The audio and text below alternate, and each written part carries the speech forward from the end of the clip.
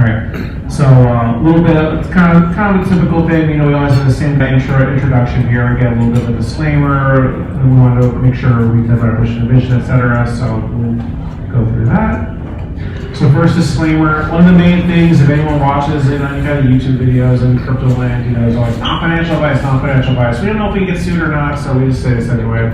So everything that we're saying here, educational purposes only. Sometimes we say things that can make people really want to go out and spend a lot of money on something that could be very risky. So be careful about that. And Justice put in a great meme here, right there. Me and my friends getting great. That's kind of what me and Justice look like. I think. Which one are you? Which one's me? I don't know. Anyway, yeah. Sometimes we say some crazy things here.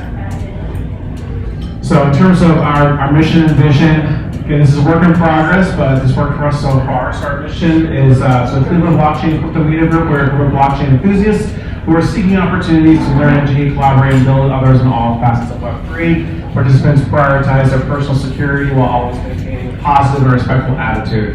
And our vision is to enhance societal good in the greater Cleveland area built on Web3 rails. So a little bit of a plug here. Did you want to do this, Justice? A part of this vision is to partner with other crypto Web3 meetups that stopped meeting over the pandemic, and they're starting to meet again. And so this is our first kind of join forces with Crypto Cleveland. They're meeting, and they even decided to return back to meeting and schedule it around our schedule. So right now they're doing the second Wednesday of the month, and we're doing the last Wednesday of the month. They've just started that. They needed a really cool place. I don't know if it's on there. The Opera House. Yeah, the Opera House. It's like wild in there. But even the owner of the facility is the one that facilitates the group meeting there. It's right now. It's informal. It's kind of a meet and greet and hang out. We're not doing presentations yet. But for them, to also they're sending out an email notification saying, "Hey, be sure to attend this meetup," and we'll start doing the same thing so we can get like a network of different areas across the city and gradually grow this network. So there's that. Excellent. What's the difference? What's the difference? So just to say, like, they're kind of kicking back up, and this again probably similar enthusiasts. Definitely a goal of ours is to educate and collaborate in terms of their mission. I don't know too much. I think it's just enthusiasts just hanging out. I haven't gone to any of them yet. I need to. You would say historically a lot of these meetups, let's say they have 1,200, 1,500 members, and they met strong for several years. The impetus to say, oh, well, let's just all do one. Well, they have a unique history, unique personalities. We're not trying to crouch on that, but we do want to say, hey, well, they're meeting here. There's more people in that area, and maybe someone's so enthusiastic every Wednesday of every week they want to go to something, and they can do that across the whole city. So. Exactly. And we're all learning, and it's good. This is a great space to network in. I mean, the entire point that Justice and I built this was, we're so passionate about it. I think it's so interesting. We think it's the future. And, not many people are talking about it, getting into it right now. And we want to be, since we want to talk to more like-minded individuals, and since we didn't know a lot of people who were into it, we're like, well, let's just build it ourselves and see what happens with it so far. All right, so some security tips. Security is massive in crypto. You have to be really careful. Everyone gets into crypto Web3 for different reasons. But if you're one of those that are getting into it for, to find some gems and make returns of your money, just know that it's a really risky environment. Like there's lots of frankly predatory folks out there, and people trying to take advantage of folks trying to quote get rich quick. And let me tell you, they are very successful. They're very crafty people out there. So you should really, when you're diving into this world where it could be lucrative, but it's probably more dangerous than it is lucrative. And I would say definitely be careful. Anything normal OPSEC stuff. So you don't know what OPSEC means. Operational security. So with passwords, two-factor authentication. You should always assume that there's somebody here in this room who is trying to scam you. That there's somebody in our Discord that's trying to scam you. We try and be really secure in our Discord so that we're kind of screening everybody. They have to have been here in person for us to invite them to it. So not somebody just lurking through Discords trying to scam. You never know that stuff. So be paranoid. Definitely be paranoid in this sector for now. Especially if you're going off exchange or you're doing stuff like in a real meaningful settled crypto where you have self-custody and such. That is the area where it gets a little scary because there's no takesy backsies in crypto. Once you send something, it is gone. If you don't know that person, and you don't have it. There's no CEO of Coin or Ethereum to get you your money back. So, anyway, be very, very, very careful. Be very skeptical of everything around you. If something sounds too good to be true, it probably. And if you just want to bounce something off somebody, me and Justice have been in this space for a while. I'm sure actually a lot of people in here have been, but. Just you feel free to come to us and say, hey, I heard about this. It sounds too good true. The meal's a little shady. I don't know. What do you think about it? And we'll be happy to give our opinion on that. But that's just security tips. So Justice actually has a little bit of a story here. Go ahead. Yeah. I just wanted to point out two things. I got burned on this last week or the week before. I don't know the time. You can see the date. So what this was this is just a lesson on how easy it is to get burned.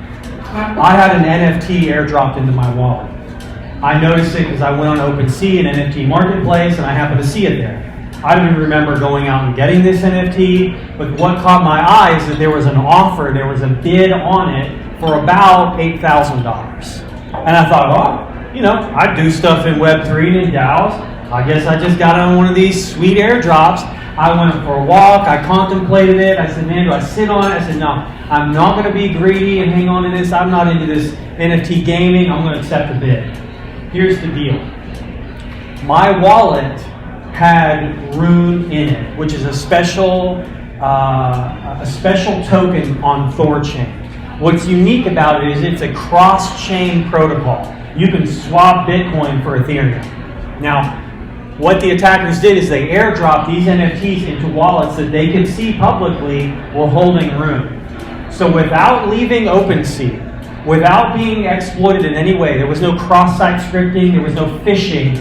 When I accepted that bid, all the Rune in my wallet instantly left, and that was it. Now let me tell you, when it went out, I instantly received an email, because I got watchers on my own accounts, saying Rune just left. And I had a lot more than that in this wallet. My hands were shaking. I was trying to dump the contents of the wallet, wondering if I had lost my entire net worth by making this mistake. I got lucky that this was only an exploit on that chain. So I was out only, $2,500. But now let me tell you, it's a lesson to be exceedingly careful. Would it have happened if I was using a hardware wallet on that? I'm not sure. Should you have all your eggs in one basket? Absolutely not. You need to have that spread out. And then here's a reminder too, anytime you interact with a contract, even if it feels like it should be safe on an exchange like OpenSea, watch it. There may be some exploit you don't know about. Now, I want to balance that story with what happened a few days later. Okay? What happened a few days later is a legitimate airdrop. An airdrop of Optimism and L2, and they say, hey, see if you're eligible for the airdrop. I plugged in my wallet, checked it. Now look at this, 2,272 airdrop. Now they haven't done it yet, and I don't know how much that could be worth 3 cents, or it could be worth, $5,000. You don't know. But why did I get this? Because they could see my activity. I was a signature on a multi-sig wallets. I did stuff, I donated Gitcoin grants, interacted both on L1s and L2s, and voted on DAOs. So here's the deal. Be safe, yes. Go to extreme measures to secure, but if you're going to experiment, there's upsides to that. You want to play, but also be safe, and so that's just the price. That there's lessons to be learned here. So there's a middle ground. Excellent. I definitely have my fair shares of getting burned as well as fair shares of airdrops too. Question? I wasn't burned, but I saw somebody on Twitter talking about somebody spent months building trust before they said, I want to give you this NFT. Is like, and then it did the same thing. They'll spend a long time building trust. I'll add, right? Guess what kind of DMs I got after I made this video and told the story? Crazy DMs on Discord and Twitter. You know who they were claiming to be from? Thorchain support. Yeah. Suddenly I was identified as a mark. And they're like, man, if we got him for this, we can get him for more. Yeah, when you go off exchange and you do these types of things and you're interacting with a lot of those, decentralized applications, there are a lot of really, really crafty people out there. be careful. I've also gotten tons and tons of stuff dropped, like tons of tokens that show up in my wallet. I can't do anything about it, right? Like you can send them away, but you gotta pay gas fees for it and everything. So there's all this junk that winds up getting in your wallet. Again, it's too good to be true. It likely is, and it's gotta be something really, really reputable, really, really well known. Ask around because there's some experience just mentioned out there. So, good question. Yeah, I was gonna say when you're buying a hardware wallet, don't buy it off Amazon.com. Yeah. Buy it exactly. Type it in yourself. Don't use Google because they'll switch it from Ledger to Ledger. Yeah. So people, I used to work with people and they had that experience where they bought it off Amazon, they backdoored it, and they couldn't take it on. So always get it from the manufacturer. So I'll repeat that for those who haven't heard it up front. So if you're looking at getting hardware wallets, which is definitely something you should do if you are wanting to go into this Wild West world off the exchange, these hardware wallets, if some intermediary intercepts it in some way and somehow plugs it in, types in a private key, wraps it back up, and sells it, you're basically owned, right? So you have to be really, really careful where you buy these things from. We were actually toying around, saying, "Oh man, it would be cool, once we get off, we can make some profit." Because me and Justice aren't doing this to make money, right? We're doing this is a labor of love. We're really, really enthusiastic. We're not going to make money. If anything ever turns into a profit, because the demand is there, our goal is to give that back to this group in whatever way we can. So we started talking about ways we could do that. And one thing we started thinking about was we could give away ledger wallets, hardware wallets, everyone wants those and everything. And then I think about no, that's terrible. That's exactly what we don't be doing. Accepting, they don't know us, right? Accepting these hardware wallets from technically strangers, right? If you're going to order those hardware wallets, go directly to that site. There's only a few of them out there that have good reputations. Even if good reputations, you don't even know if they've been succumbed to any kind of hacks for data. So Ledger is a very popular one. I have multiple Ledgers. I use it. There's also Lattice. Trezor is a really popular one. It's open source. So, they're definitely, you're probably better off using those than just going to MetaMask and creating one and just going off like that. But at the same time, there's risk with those, right? So who knows what's documented before they send those out? And if you're getting them from a third party, you should be very, very, very questioning of that. So great security tip. Spend a lot of time on security. So we did that. All right, ground rules. We want to make sure we cover this, right? So we encourage open dialogue, but we also want to be careful. We don't want to take over this and start shilling their bags and start really, really dissing everyone else's what they do. So again, just respect everyone else's experience, their opinions. We have people in here that are super, super, super new, know almost nothing, and we have people here who are super advanced developers. Very, very experienced in space, been in this space for a decade. Very, very, very diverse group here. Please respect them. So when I ask a question that seems like something that's basic 101, again, please respect it. We're here to teach and learn from each other. We're here to provide as much knowledge as we can, get as much knowledge back, and we're hoping everyone. Also, make sure if you disagree with someone, disagree without being disagreeable. It's kind of what we learned as kids. If you don't have anything nice to say, don't say it at all. Let's be positive here. Don't talk over others who are speaking. Give everyone their fair share if they have a question or comment. And again, acknowledge the extreme volatility and risk that comes with crypto, which is massive. We've all experienced things where we've had our 10x's, we've had our completely wiped out on things. And that's just part of the game. It can be dangerous, so be careful.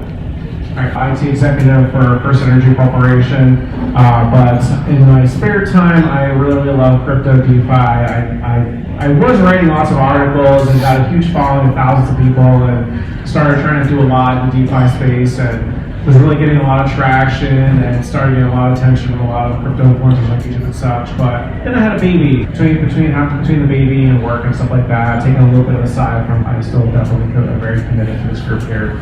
So that's me, and that is my online scene. And next, of course, we have Justice, DAO researcher, Web3 evangelist. And Justice does a lot with the Bankless DAO, and he's going into a lot tonight. So that's Justice, and is online student ZeroX Justice. All right, a little bit about Web3 again. It's in our mission and vision. We're built, trying to further Kuhn's agenda. We built all 3 rails. What is Web3? There's so many definitions for it, but there's so many things that are involved in it: blockchain, crypto, smart contracts, NFTs, metaverse, DAOs. There's so many things that are involved here, and every subject is fair game, right? And they generally all intersect with blockchains, but overall, we think the entire space is fascinating. And we want to talk and learn about every facet of it. So we understand some people here might be really, really focused on one thing, or just want to learn everything, and we'll respect all of that, but we want to make sure we're not excluding anybody. So I'm going to get to my section next and then turn over to Justice. So my kind of section here, sometimes there's special topics I go over, but I generally try to go over as much as I can for macro and news. So there were a couple headlines since the last time we met that I thought were pretty good to talk about. Some of these things are scary, some of these things are good, but one of the things that came up on my radar recently is, so this has been something that's been talked about for years and years and years and years, right? There's been a futures Bitcoin ETF that was approved near the end of last year, but the futures ticker is absolutely horrible thing to own. There's tons of fees on it. Generally, any kind of futures ETF like that, that's really meant for like options contracts and such, is not a good thing to hold. What would be a great thing to hold, would be a great thing for the crypto market in general if the United States had a regulated and legalized spot Bitcoin tax. And what does spot means? That means that when you buy or sell that ETF at a stock exchange, there is simultaneously another transaction that is occurring there that is buying or selling that crypto like at an exchange, and therefore it has the ability to impact the price of Bitcoin or whatever crypto up or down, right? So that's what I mean by a spot ETF. When we think of things like a trust, right? So this is talking about Grayscale. So Grayscale has a trust out there. The ticker is GBTC, right? So that is a way to get exposure to crypto, to Bitcoin in a retirement or a broker account. But all it really is Grayscale owns, I don't remember how much, X amount of Bitcoin. They have it locked down, and they say, if you own this share, you own X percentage of that trust. But it's not a spot, right? The number of Bitcoin they own never changes. It is only valued wherever the market thinks it's valued. And right now, the market doesn't think it's worth very much, right? So if you look at the bottom right, this is the discount or premium to the NAV, net asset value, financial background. But basically, what GBTC is trading for right now is at a 25% discount to what Bitcoin is going for on an exchange. There's lots of reasons for that. I'm not going to get into here. But the main thing is that it's definitely at a discount. One big thing is that if this were to be turned into a spot ETF, that NAV would probably get pretty darn close to 0%, which means it would go up. Right now it's trading at 24%, but it has been trending up since March or so. It's only been trending down for a long time before. Grayscale is saying that it's not a matter of when, it is a matter of when, not if, that would be turned into a spot ETF, and that's basically based on some, the SEC right now seems to be, we don't know. Gary Gensler at the SEC has a very big blockchain background at MIT, but at the same time, he also is tied with Goldman Sachs, and it's very, big banks don't like to be disrupted, so it's kind of a weird time right now. In the United States, there will be a spot Bitcoin ETF approved, which would be really, really, really positive for crypto, and wouldn't have as much manipulation as there is with the futures ETF. So it's very, very advanced. Any questions about this particular article?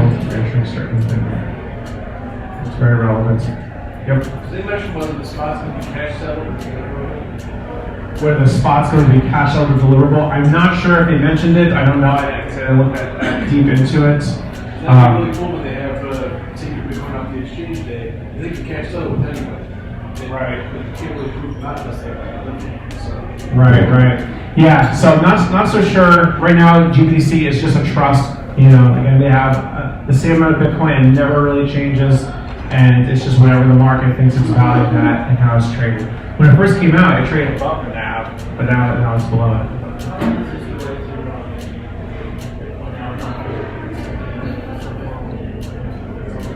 I'm getting to that. I'll get to that. All right, so that's some of the spot Bitcoin ETF news. We can go to the next one. All right, so this is kind of a little bit, we were just talking about the SEC, a little bit of negative news here, right? So crypto proponents fear SEC backdoor regulations on exchanges dealers.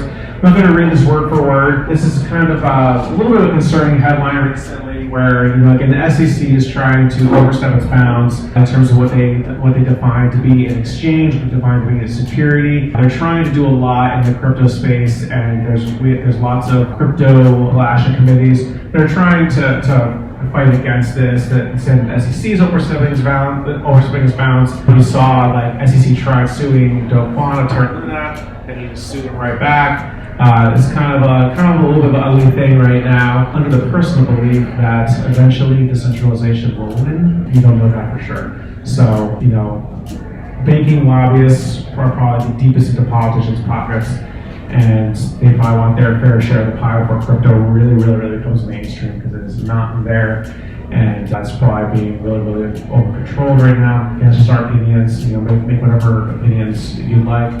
But this could go a lot of different ways. It could be very positive, it could be very negative. We just don't know. It's a chance to become more like a blockbuster. Like, try to hold on too long. And, you say crypto in general? Or no, like bankers. Oh, the bankers. They try to hold on to their current business model too long. Wow, that's a great. I love that. So the analogy was made that is the bank industry is Bank of America and KeyBank right now, are they the blockbuster of yesterday, where they just go away tomorrow because blockchain and crypto takes over? That would be a bit much, I think, but you never know. They definitely don't want to be in that scenario. So this could go a lot of ways. The banks could be, they could try and squash it, but I do think that the way it's a little bit with inflation, the U.S. dollar, so much uncertainty. I really believe we're in this pivotal time where things can be really changing in terms of currencies in the U.S. dollar over the next decade, and we don't know what's going to win. There's lots of different options there. There's options such as central bank digital currencies, or the options such as the actual U.S. dollar. They've been figuring it out and trying to maintain it as the global reserve currency, maybe strengthen it more so that the inflation isn't so bad. But there's a lot to be said right now. Things like Bitcoin and Ethereum could increasingly be alternatives as global reserve assets over gold, and doing perform better. So who knows where all this is going? There's always, we mentioned up front, there's a lot of risk. Regulation is, in my opinion, the highest risk. And even the crypto world, we call that the final boss, right? That's the politicians, and really the U.S. government politicians, and that they're really going to decide the fate of where crypto goes over the next decade. And it could go either way. The U.S. definitely loves having the U.S. dollar as the reserve currency of the world. At the same time, they're all about freedom. So we don't know where it's going to go, but something we're monitoring really closely. But who knows? There's lots of very strong opinions out there that Bitcoin could eventually be the global reserve currency of the world. People don't want to be exposed to the inflationary U.S. dollar. Middle East and Russia and other areas, they might think about Bitcoin as denominating oil in Bitcoin instead of U.S. dollar, because they probably won't have too much of a shot at their own local currency. So the next thing, if that's the case, then the U.S. is definitely very interested in getting lots of Bitcoin on its balance sheet, but we're getting way too deep into that opinion, so we'll leave that there. Next one. So I already started talking about this a little bit, and that's about the Federal Reserve, and right now markets are in the crosshairs this week as Fed's anti-inflation stance gathers steam. So there's a lot going on. Interest rates are increasing. They have increased already the first time in years. They might be increasing faster. If you don't know how the Federal Reserve interest rates work, it is definitely something, if you are an investor of any kind, that you want to understand, because this can have an absolute massive impact on the markets. The way that global debt works, global GDP, equity valuations, etc. The Federal Reserve is like the one entity in the world that can really collapse everything, or make it, create booms for the global economy based on what math and what tricks. So, stock market has been following. They've been following any kind of market lately. They haven't been done so well. They've had a very large portion of that has been due to the inflation, due to the response to the inflation to try and bring it under control. control. When interest rates go up and as debt gets more expensive, people aren't spending as much, and that means the dollar strengthens and assets weaken.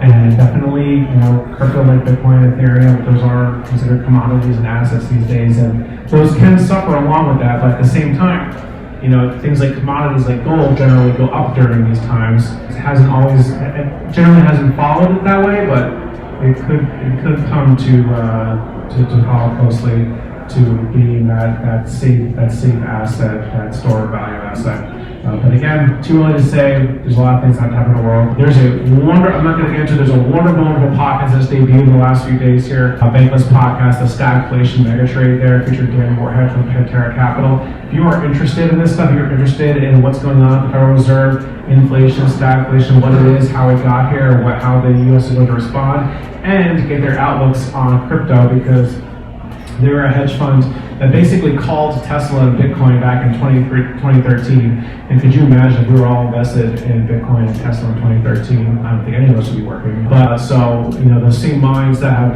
created that weighed in some opinions, and those opinions could be valuable. I thought it was a really, really, really valuable podcast I listened to. So I encourage you, if you're interested in that stuff, listen to it. I really, really enjoyed it. The stagflation mega trade, the Bankless podcast this week. So that's that. So someone has mentioned this is a great headline to talk about. So Fidelity to allow retirement saving allocations to Bitcoin and 401k. Definitely love how forward-thinking Fidelity is. Fidelity has been one of those banks that have embraced crypto and Bitcoin as something that could be the future. They don't want to be left on the sidelines. They don't want to be blockbuster. So they're definitely, if you look at the job openings in all the banks, Fidelity, I think by far and away of all the big banks, and I think they're one of the biggest in the world in the space than almost anybody else, and they are starting to allow retirement savings to 401k accounts. That's going to be different than that GBDC ticker I said before, that Fidelity will custody it themselves. And that's a huge, huge update, right? So one fun math statistic, if every 401k in the US was allocated just 2% of Bitcoin, the price of Bitcoin would rise by $81,000, which basically means it would triple. That's just if everyone wanted 2% of Bitcoin as a hedge, right? And who knows what FINRA and financial advisors are going to recommend. This is likely going to be a sector that is going to be recognized. Kevin O'Leary from Shark Tank and such, saying this is going to be the next sector that's Mark Cuban, Kevin O'Leary, we're going to have 30% allocated. So who knows, if this seems to be the next advice, we should go 60-40 split as recommended of stocks and bonds, but if financial advisors start saying, hey, you should probably have 1 to 5% of crypto in your account. They're capping contributions at 20% for their clients. They're capping contributions at 20% for their clients. Capping contributions at 20% of their clients. Fidelity? 20% of their portfolio. 20% of the portfolio. I see, okay, so they're saying that only a maximum of 20% of the 401k go to Bitcoin, which I understand it's a risky asset, but again, that's better, way, way, way better than anyone else is offering. So this is definitely a bullish thing for Bitcoin and crypto, people talking about it. Of course, I don't know when that's happening. I don't know. I got an email about it. Yeah, they're talking about in terms of when it's going to spin up or be enabled. Yeah, sure. Someone can Google or talking, get back to it. But I personally, again, not financial advice, I own a lot of GBDC in my retirement accounts because that's like the one option I've had up until this point. And GBDC, if that is converted to a spot ETF, that could go up a lot overnight based on its amount of value, but who knows? It might not happen. All right, so another thing to mention is, it's tough to talk about the big news of this week in terms of the Twitter takeover by Elon Musk, or potential Twitter takeover by Elon Musk. That's something that is very relevant to crypto, because I don't know if you know too much, but both Elon Musk and Jack Dorsey, who stepped down as the CEO of Twitter, who basically created Twitter, they are both really, really into crypto. They're really into Bitcoin. Elon Musk is also really into Doge. And this can have a massive impact. And so one interesting thing, Jack Dorsey, if this bid goes through, he accepts it, he will pocket $978 million because it's based on the amount of Twitter shares he has. That's the current market cap of Bitcoin. Right? So, and Jack Dorsey loves Bitcoin. So, he's now fully dedicated to Square, which he renamed to Block after blockchain. was going to be dedicated entirely to Bitcoin. And so there's a lot that could happen there in terms of innovation over the next few years. And if he gets $1 billion and has already made it his life's goal to devote to Bitcoin, it could be pretty interesting. Now, don't always agree with everything Jack says, right? Because he's not super pro Web3, but at the same time, you can't deny that generally everything crypto kind of follows Bitcoin. And this could be a very, very, very positive thing for Bitcoin in the long term. But again, we don't know. US regulate chicken shut vote. And that was my spiel. Before we go to justice and DAOs, any questions about anything macro, crypto, digital assets, questions, comments? Oh, I am so sorry. Who said something you want to say? Here you go. Hey everybody, so this right here is what I mentioned a month or so ago. This is very preliminary, but this is a rough draft for what we're planning to do. So for those who were not here, myself, Aaron as well, we're on a committee dedicated towards turning Cleveland into a tech city. And this is our first, very preliminary, but this is the general idea. So we'll be focused on finding more ways to mobilize technology. Obviously myself being on a committee, trying to stick as much Web3 stuff in there as I can at a rate where people can digest it. You all being either Web3 enthusiasts or new to the Web3 space, I personally really want you all to have a very large presence at this event. You can see Lazy Goose is actually having an NFC party. More details on that as we figure it out. But we're going to be having panel discussions, workshops, keynotes, and things like that. And I also was hoping to have maybe a larger gathering centered around this group as well. So if anybody's interested, we are moving forward, making progress. If anybody has any recommendations for Web3 speakers, Web3 startups, or panel topics, please feel free to reach out. We're still in the planning stage, and I'm going to be doing, as well as Aaron, going to be doing a lot as it pertains to the planning around what we're going to be talking about. This will not be the only event, this will just be the first. So anything that doesn't make it here, I'm going to continue to push in March potentially as well. This, however, again, very preliminary, but this is what we're going to be looking to do in the fall. Any questions, comments, concerns? How do we contact you? Oh, that's the best way to contact me. Email, I guess. Can you pull up the... We'll send out post email on this. It'll include the slides and we'll include the contact information too. Yeah, thank you. Any other questions? Probably Discord as well. Yeah, I was going to say, that's the thing, Discord. I'm in the Cleveland Blockchain Discord, LazyMoose_NFTs, and some numbers afterwards. But you can contact me there as well. If you just shoot a question into the general chat about this, I can shoot you I'll respond to that and then shoot you a DM. Again, be very careful in those Discord DMs, but yeah, that's probably the fastest way. That is a really great tip, by the way. When you're in Discord, definitely don't worry about cluttering our channels, right? Don't worry if you think you're having this personal conversation or this back and forth, these people don't care about it. No, we encourage you to have conversations in the channels in Discord. It will be more secure because we want. If you're getting direct message right away, that is where almost all scams happen. It's straight direct message. Start talking back and forth in general channels so that people like me and Jessica could be like, whoa. We've been around the block. We know when things smell of a scam, and people can stop and say, no, don't have this conversation in DMs. They're asking you too much, etc.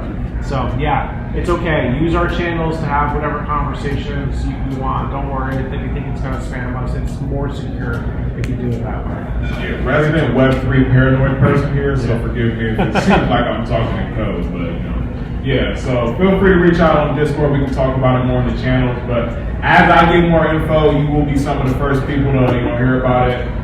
Super excited about the event. And looking forward to finding ways which you can really get Cleveland, like the Mission States, really enabled in the space of Web3. So, thank you. Hey, can we give Greg and Moose a little round of applause there?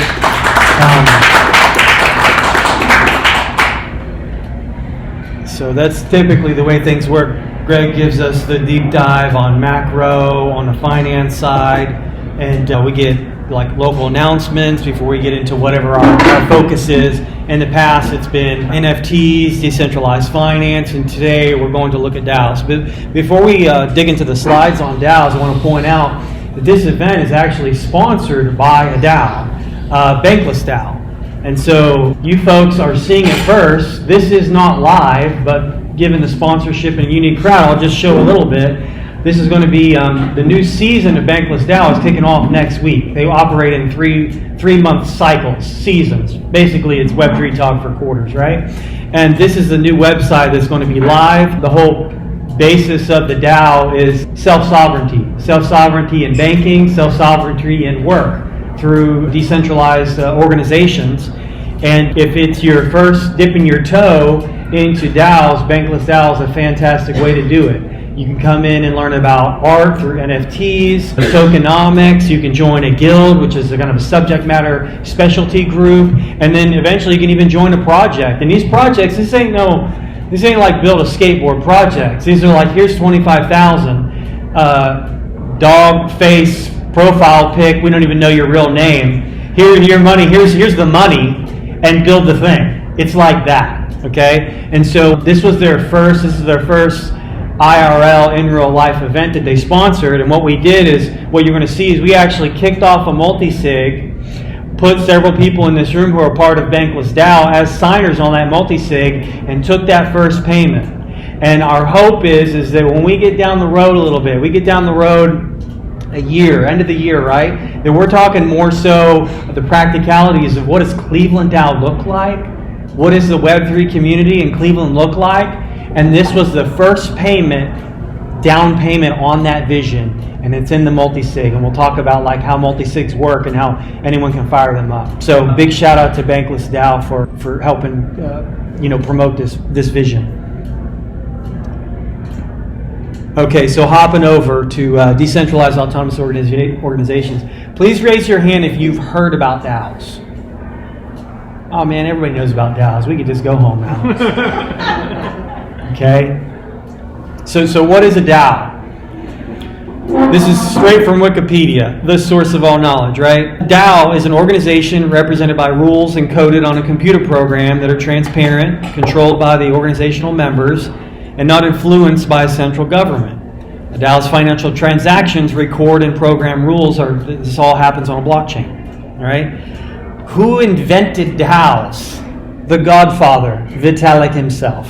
If you don't know, Vitalik is the patron saint of Web3. Okay, he's one of the co-founders of the Ethereum blockchain, and he was writing. People aren't even hip to Bitcoin yet, and he was already on that smart contract kick. And beyond that, onto what would organizations built on layers of smart contracts look like? And he described it in 2014 like this.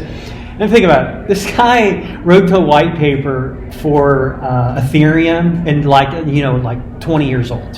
He's operating at a different level, okay? The idea of a decentralized autonomous organization is easy to describe. It is an entity that lives on the internet and exists autonomously, but also heavily relies on hiring individuals to perform certain tasks that the automation itself cannot do. Now, we could go about this in some different ways. We could philosophize about DAOs all we want, but you could get that online anywhere, right? You can listen to some YouTube videos and some podcasts. We're getting into the guts tonight, okay? We're getting into the practical, how do I do this? What's the next step? I'm not going to hijack your whole evening, but we're going to get into it and then send this slide deck out so anyone can pick this up and feel pretty confident about how to piece this together. And they say known enough to be dangerous. You guys are going to be real dangerous after tonight. Now, before we get into the practicals, though, we'll talk a little bit about conceptually why this is a power unlock. Okay, so the breakdown here is decentralized. This is people in code. It's decentralized because no single individual says this is what it's going to be. The rules of how the organization work are built into a smart contract, which smart contracts, when they're deployed, they cannot be updated. I mean, that's the trustlessness aspect. All right, autonomous, not tied or backed by an intermediary.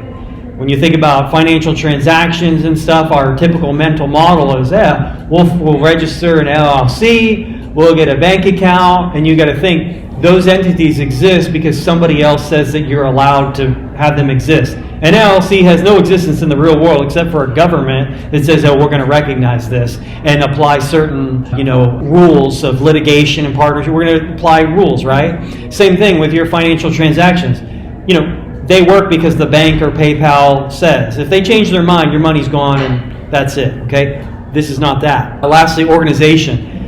This is not full AI yet. We're not strong general purpose AI. Even though the concept is code in the middle, someone wrote that code, human beings. Human beings interact with that code, and human beings are ultimately the ones that make decisions. We're not talking full AI yet.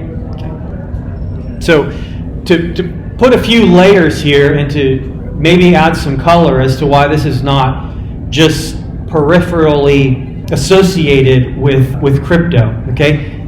These are layers. Now, if we have any maximalists in the audience that are like, hey, I ain't buying it, that's okay. If you do your own startup, your own meetup, you can do the Bitcoin pure maximalism talk, right? But I'm going to talk about this from our perspective, from my perspective, and that is historically the layers here are Bitcoin. Bitcoin made possible decentralization. One thing that Greg was talking about earlier, which really hit me the other day, was the SEC tried to backdoor some sort of rule, and what they tried to do is they tried to backdoor and put this rule, and they said that they wanted to define any communication channel as a potential exchange. And so a lot of people say, like, oh, they're trying to cheat, look, they're sneaking this in. Consider the big picture here. How it started, white paper on a digital currency, inconceivable. Satoshi Nakamoto, the Bitcoin, inconceivable. How it's going,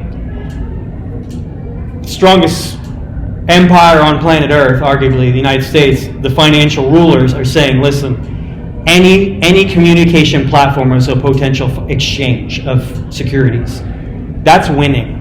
It's already been won. How it plays out, it'll play out. Who knows, right? But the vision has already come to full fruition. This is it. So blockchain made that possible. Built on blockchain was this first digital currency, Bitcoin. Bitcoin is simply the creating a digital scarcity. I have two, I send you one, now I have one, now you have one. All right? The idea of smart contracts was rather than just moving scarcity around, we can actually have programs that operate on that layer. Giant Skynet vending machines. You put a coin in, something else comes out. No one can mess with it. All right? Built on top of those digital vending machines is DAOs. Entire organizations are replaced by code. Which, you can say this, between Bitcoin and DAOs, when you piece all this together, what we have done, when I say we, everyone who believes, we're all Satoshi Nakamoto, right? What we have done is introduce capitalism and democracy to the internet. Capitalism was introduced with Bitcoin, digital scarcity, and capitalism was introduced, democracy was introduced with DAOs. The ability for communities to vote, and we don't need to trust anyone to execute on that because it's built into the code. That's what's going to happen. Now, to provide a little bit of an analogy, because I find this analogy really helpful, is, I'm going to assume that we somehow get a sense of how Bitcoin works, right? You can almost see it. You can either think of a giant spreadsheet, and every single there's a little cell, or even easier, think about a bank vault, and there's a security deposit boxes. Basically, Bitcoin is, we all have our security deposit box, and we can send things from our box to any other box. And the only way to send something from a box is if you have the code for that box, right? Well, smart contracts and Ethereum basically say, instead of just putting currency in that box, you can put a program, and anyone can do this, ad infinitum. So, to make this real practical, I'm going to put forth a scenario, right? You want to build a new kind of news feed app. And here's the question. People are like, well, what does this actually solve? And some people, unenlightened people out there, they'll be like, it's a solution looking for a problem, right? We'll put one real simple for you here. You want to build a new kind of news feed app. You do some analysis and you identify it's going to cost $50,000 to $100,000 to build this. Okay? You post online to see if anyone else would find value in such an app, and you find there's tremendous interest. You write a post on Reddit, 1 million people say, absolutely, we would love this. What do you do now? So how do you leverage that interest? Pool funds, distribute ownership, govern the group, and then to further complicate it, what do you do when all the members are from different countries, using different currencies, and some members want to remain anonymous? Maybe because they live in a country where there's a strong censorship and they're afraid of having their identity associated with some kind of, unrestricted news app. This is not just hard, it's impossible. It's a full showstopper. Enter Web3. Now we're going to get into exactly how to do this. How would you do this in Web3? In summary form, 4 bullet points. You would launch a crypto crowdfund on Mirror. Mirror is like Medium, but Web3. You do a blog post. At the bottom of that blog post, there's an NFT. Anyone can buy the NFT for $500. Everyone who buys that NFT, their funds go into a special treasury called a multisig. You start a chat group. Everyone with that NFT gets automatic access to that chat group by possession of the NFT. You create a voting space for governance, and however many NFTs people have, that's how heavy their vote is. Suddenly you have done this and bypassed all of the blockers prior. Everyone can participate. Everyone has ownership of the product without a centrally trusted third party as a bank, traditional company, or government. And so I hope that picture paints a little bit on the impact of what this is.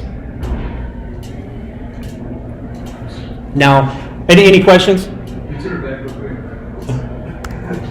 Oh, well, we're going to get right into this. Now, here's the crazy part. When you dig deep into Maslow's hierarchy of needs at a deep psychological level, not just business and finance or whatnot, we want there to be an impact and to experience the benefits of our own decisions. That's the feedback loop of all of human existence, maybe all of life itself, right?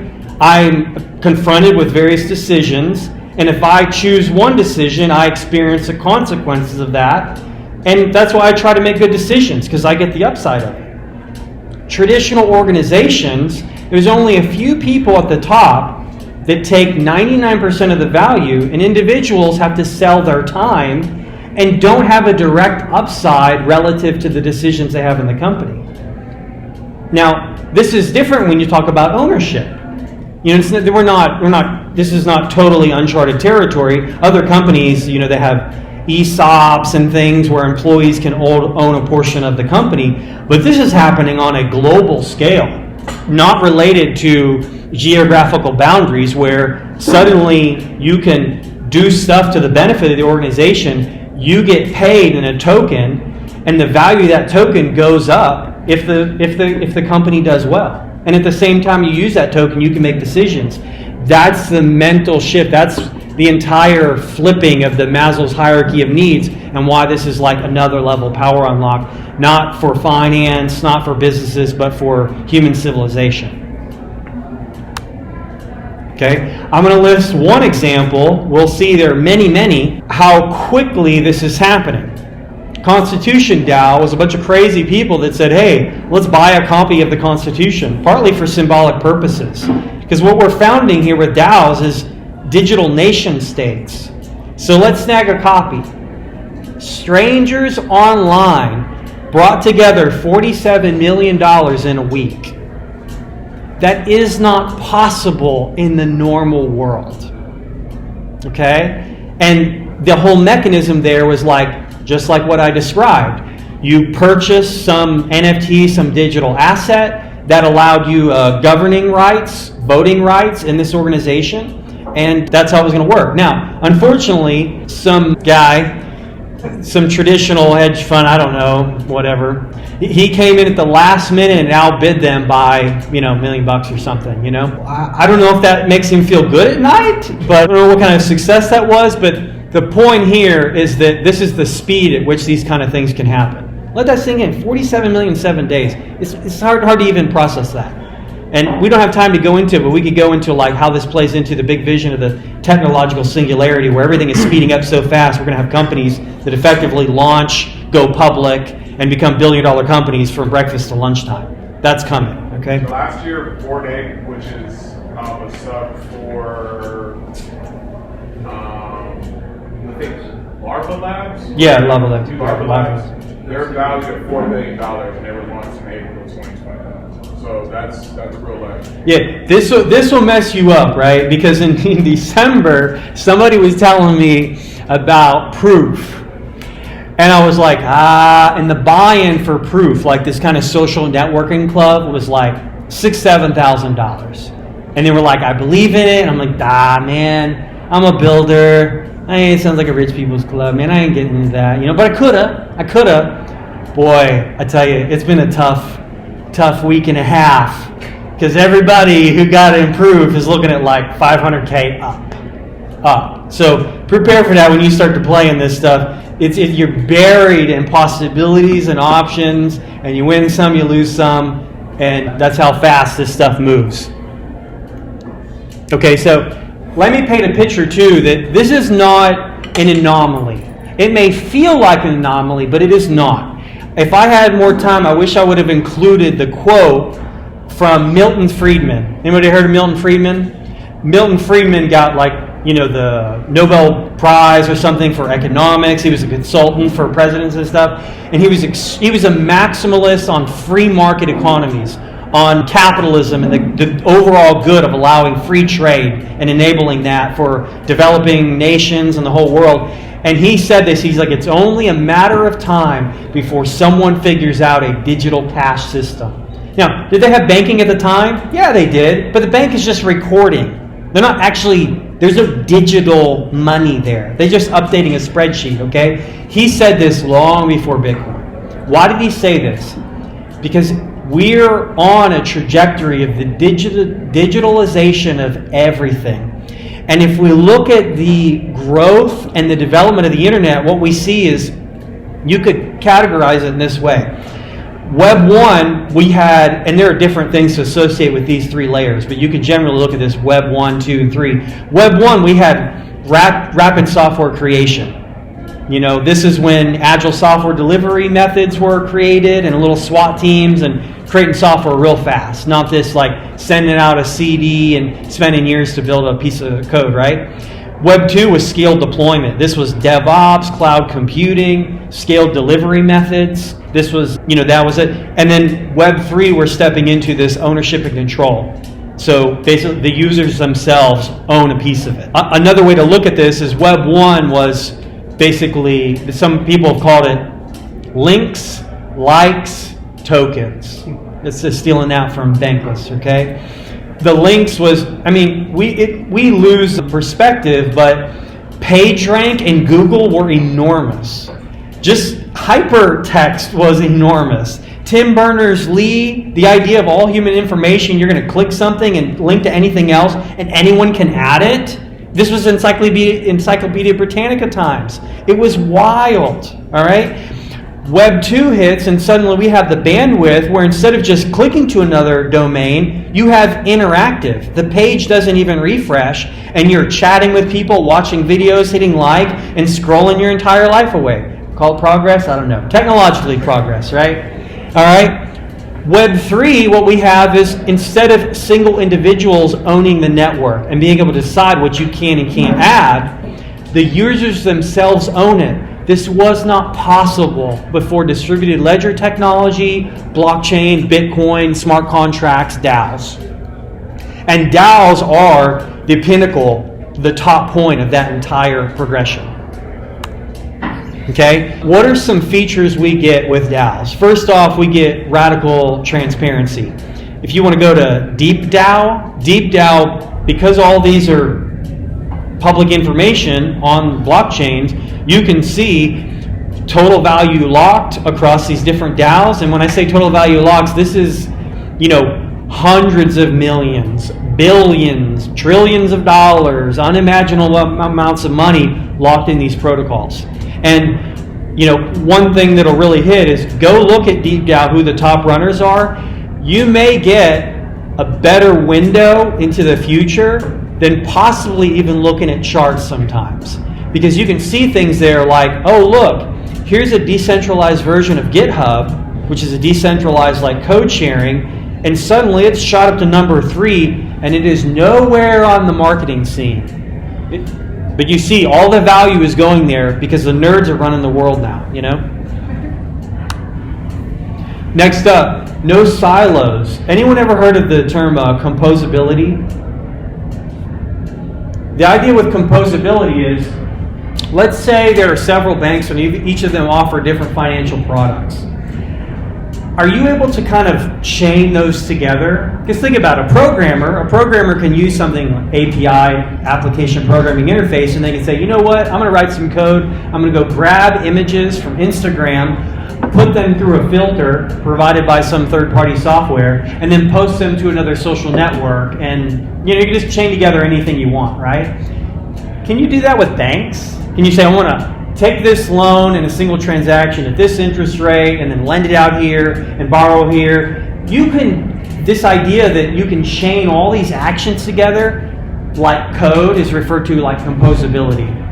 All right? With DAOs, there are things like Boardroom where you go there and can, basically see all these DAOs and kind of vote in these different institutions all in a single interface. Now, I think I'm going to switch to just hollering because I'm going to need to use my hands here, right? This isn't as fun unless you can see.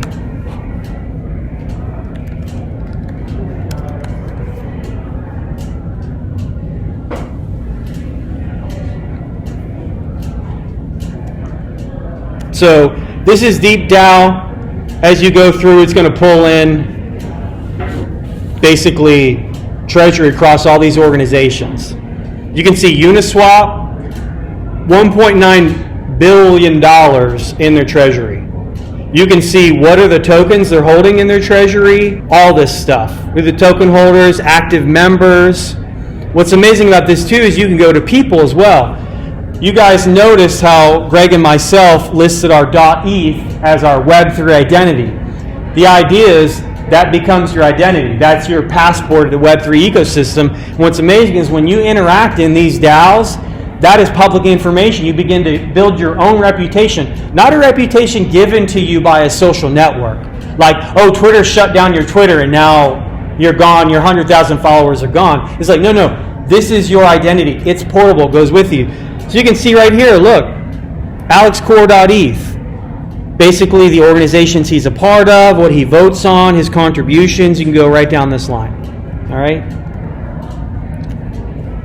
So it's a little bit of Deep DAO. Boardroom. Let's check this out.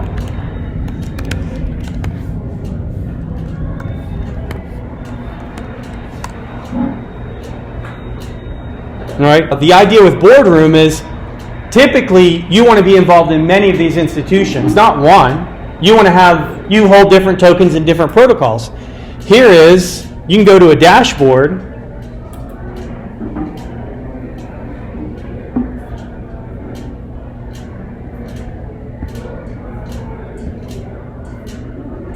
So I want you guys to see this to get a real sense of what this is like. You see, I have MetaMask, it's prompting me, do you want to log in? I'm like, yeah, connect.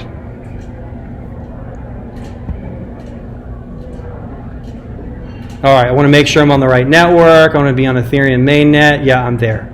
Okay, so I'm here. So you can see, look, these are different active proposals. I want to be involved or this or that and vote on this different stuff.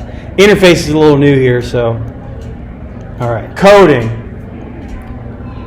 Building DAOs and interacting with them require no programming skills.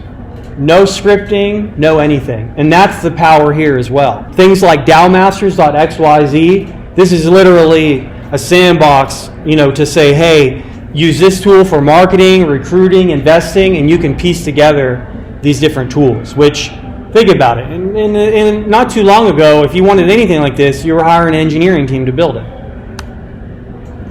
The DAO landscape, it's so big and moving so fast. If we think that crypto is moving fast, this thing was not on the radar 2 years ago to, one DAO popping up, like they call them flash DAOs. It'll pop up and in 7 days raise us tens of millions of dollars to do an activity.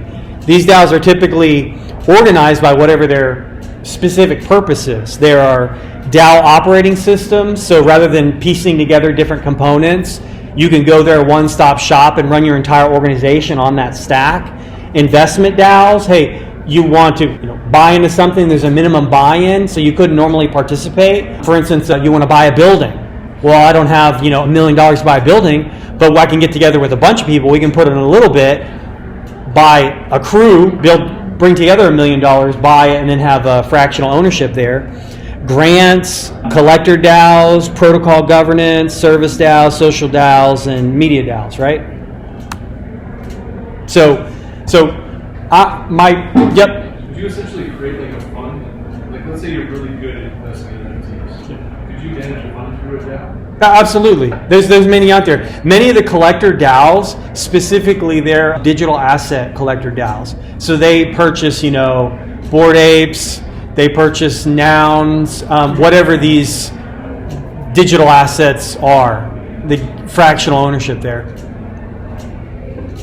whale community, if you've heard of the $sign whale or swale community, that's a huge one of the fractionalized NFTs. Use the example of buying building physical asset. How would you actually turn that DAO into buying a physical asset? Who would be the sole owner of that? Because if these people are all decentralized, you don't know who they are, who's actually putting the name on the plate? So most DAOs that want to purchase things, they're one of two things. They're either, and I'm being heavily opinionated in this answer. People may feel differently, right? There are businesses that employ certain crypto tools. Then there are DAOs, okay? I'm going to make the distinction between those two by final settlement. Is the final settlement or the enforcement of the agreement on-chain or off, right? When it comes to managing digital assets like NFTs and things like that, you can do that in a pure DAO perspective. Final settlement is determined by the protocol and the smart contract. If you want to own a physical asset, think about it. It's impossible to enforce physical asset ownership without a meat space enforcer. You need cops, private security force, governments, and tanks or whatever. In that case, if a DAO wants to do that, they can do a few things. They can either spin up a legal structure, a legal wrapper within a sub-cohort, a subgroup of the DAO, and use that as a pass-through to kind of own that. Or they can actually be a business that says, hey, we're all KYC'd and stuff. We still use the mechanisms of Web3. We have a multi-sig, we have transparency, and that creates a real fluidity of what we can do. But at the end of the day, we are still, KYC'd, a registered entity with a particular domicile or something like that. So you just have a link to an LLC or an S corp or something like that. You just operate as normal. Well, there's a handful of legal wrappers optimized and designed for interfacing with DAOs. So, But some states, like Wyoming, they're actually trying to build DAOs into their state legal structure, right? I think Wyoming is one of the first, but almost every state probably in the future is going to have that set as well, so that you don't have to worry about that wrapping that he's kind of talking about, right? You can make anything in a legal contract, right? So you can take the existing stuff that already has standards, S corps, C corps, LLCs. You make your own. You make a legal contract, but eventually, there will be state regulations, or even federal regulations that will say skip that whole S corp, C corp, LLC, whatever, and just and give a little bit more to DAO, so that makes a lot more sense. But countries run by lawyers. So. The connection between on-chain and off-chain is like a massive step. Even when we think about synthetic assets of like, I want to buy a digital version of a stock. The way in which they keep those connected is through things like oracles. their eyeballs on chain watching what's happening in the real world, and then when the real world changes, it kicks off a programmatic change in the algorithm to ensure that that peg happens. A similar type of creative structures need to be built in order to keep things connected between on-chain and off-chain, and all the more as we move into like, what does it look like to own a physical thing? Constitution DAO was the biggest profile. If they did win the Constitution, their next step was going to be to exactly unfold what that trust legal structure would look like, and kind of how do you tie the knot between the physical legal ownership and the DAO structure. Question. What would I search on the net about the topic? What's that? What would be the search terms? I would look DAO legal wrappers, Lex DAO, Cali DAO, Wyoming, Dalsy. Yeah. So that would be good stuff. And then Constitution DAO, kind of that story there, you know. Yeah, the story of Constitution DAO is that, I mean, when we think about DAOs, I feel like Constitution DAO, Ethereum Name Service, like there are a lot of really, really good examples of this really working. And even though that they didn't win the bid, like that was still the fastest money raised for something like. Yeah. In fact, that Bankless podcast talked about with Pantera Capital, they talked about Constitution DAO, how that like we're going to see a lot more of that. So there was a hedge fund manager, was it Ken Griffith, Citadel, and then like the next step, like Constitution DAO said, okay, Citadel, how much for that? Let's see how much that we can buy them out. And you know, there are dares out there where like, you know, Constitution DAO is just the beginning. The fact that it's possible to raise that much money for, you know, property or service or whatever is massive. We're going to see many more things. There's a lot of fun example. Pleaser DAO, you know, Pleaser DAO. Yeah. So Pleaser DAO owns all these different assets that they tokenize. So, for example, the Wu-Tang album, the hidden Wu-Tang album. If anyone's ever heard of this, right? So that's like we created this album, and they only created one copy of it, and that was it. And then there was some like I forget the guy's name, Skrelly or whatever. There was this Farmer Bro. The Farmer Bro, yeah. So this guy who basically tried to upcharge insulin by 120x. I don't remember the whole story. Yeah. But like he spent like millions and millions upon whatever for this album, and you ended up using it as a coaster. Like he was like a cartoon villain, and then he got into a bunch of legal trouble. And Pleaser DAO ended up purchasing that album, and there was some conference, it was an NFT conference something in New York City, where they actually like let people who had like Pleaser DAO tokens come in and listen to the Wu-Tang album. So it's actually a really cool story. Yeah. They actually also so we all know about Dogecoin, but the rights to the Doge NFT itself. Right, so like the picture of Doge, like that was someone's dog, right? They own the ownership of that photo or whatever. There's actually legal, background to that. So that the legal rights to the Doge meme as NFT was broken up into tokens called dog tokens. That's on Ethereum, the Binance Smart Chain, and that is permanently governed by Pleaser DAO as well. And they're one of the first to fractionalize NFTs. So there's a million use cases for DAOs, and it's super interesting. Another one I'll throw out there, because this is in development, is Particle Collection. They purchase Love is in the Air by Banksy. I think you know this painting here, okay? They purchased for about $13 million, right? How do they purchase it? They purchase it by fractionalizing the painting into 10,000 pieces. Each of those 10,000 pieces is unique. It represents a pixel of the painting, and people purchase one of those, and they have a unique representation of like, this is the part I own that I helped buy for $1,200, $1,500. And Particle DAO right now Particle Collection is in the process of converting themselves into a DAO, because they're like, listen, mission accomplished. We bought the painting. We have a whole community, 10,000 Particle NFT holders, and they're like, now we need to do this DAO thing, and they're paying me to help them make that transition and say, how does the governance work? What are the layers? What's the increased access? What can people vote on? And the idea is they're going to buy more $1 million type paintings, and this will be a DAO-run museum. in which the DAO determines where these paintings go and all that stuff. So another example there. Real quick on that, so I actually own one of the particles. They have even started kind of just playing around with like informal DAO stuff. So like they're like, what art gallery should we put the painting to next, and then we can put it on the Discord like where it should go. Mm-hmm. Yep. So, it's exciting because they're at the stage of where Constitution DAO was hoping to get. And so now they're there to say, how do we uncrack the legal constraints that we are here? Because there are still laws that, securities laws that make it so an average person that's not a credit investor can't just buy something with expectation of profit. There has to be a more sophisticated structure to say what exactly is the upside of being involved in this community. Yeah, so the gentleman mentioned, so you said you vote on Discord?